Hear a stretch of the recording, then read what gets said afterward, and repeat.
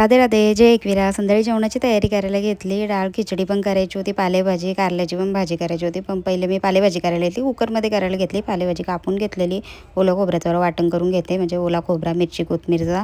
तेलामध्ये राई जिरा घातला आणि ती पेस्ट केलेली ओल्या खोबऱ्याची ती घातली, पूर्ण मिक्स केली. त्याच्यानंतर हळद धना पावडर वगैरे घातली, पूर्ण असं मिक्स करून घेतला आणि त्याच्यामध्ये टॅमॅटो घातला आणि मग तो पण असा मिक्स केला पूर्ण आणि जरा शिजवून घेतला तो वाटण थोडंसं, म्हणजे असा मसाला. आणि त्यानंतर मग त्यात पालेभाजी घातली, मीठ वगैरे घातला आणि कुकरचं झाकण लावून दिला. नंतर कारली करायला घेतली.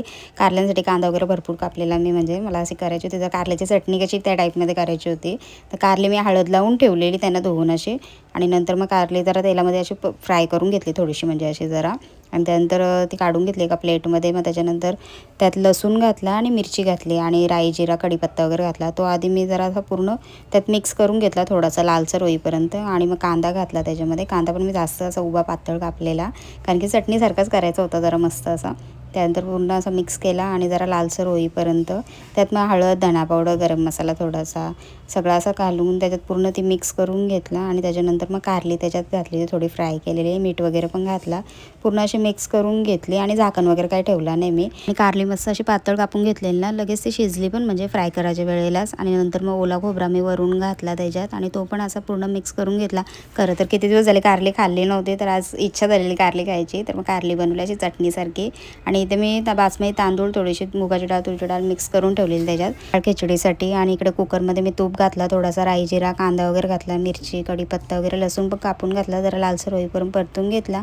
आणि हळद धना पावडर थोडासा मसाला गरम मसाला टॅमॅटो वगैरे घातला, ते मस्त मिक्स करून घेतला. नंतर मग हे सगळे डाळी आणि तांदूळ मिक्स केले. आणि बासमती तांदळाचीच मी खिचडी करते, टेस्ट खूप भारी येते म्हणजे बासमती तांदळांची अशी खिचडी केल्यावर. आणि गरम पाणी वगैरे घातला, मीठ पण घातला. आणि मीठ जास्त करून मी असं म्हणजे रस्याची भाजी किंवा काय असेल ना, तर मी खड्याचं मीठच यूज करते, मला त्याचा अंदाज बरोबर भेटतो असा.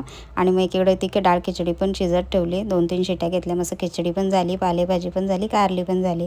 आणि त्याच्यानंतर भांडी वगैरे घासून घेतली, किचन थोडासा साफ केला. आणि बाबांच्याच भाकरी करायच्या होत्या, आमच्या भाकरी काय होत्या, मग बाबांच्याच फक्त 2 भाकरी करायला घेतल्या.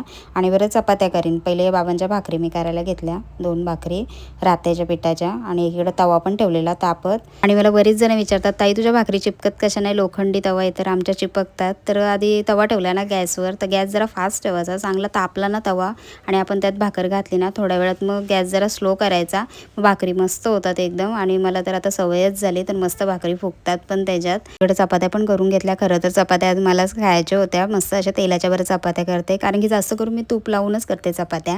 आज बरं तेलाच्या मला खायच्या होत्या, मग त्याप्रमाणे केल्या. आणि मला आवडतं ना त्याप्रमाणे पण मी करते, म्हणजे सगळ्यांच्या आवडीनिवडी जपून माझी पण आवड मी पूर्ण करते. मस्त सगळं उरकून घेतला जेवणाचा. चला मग, राधे राधे.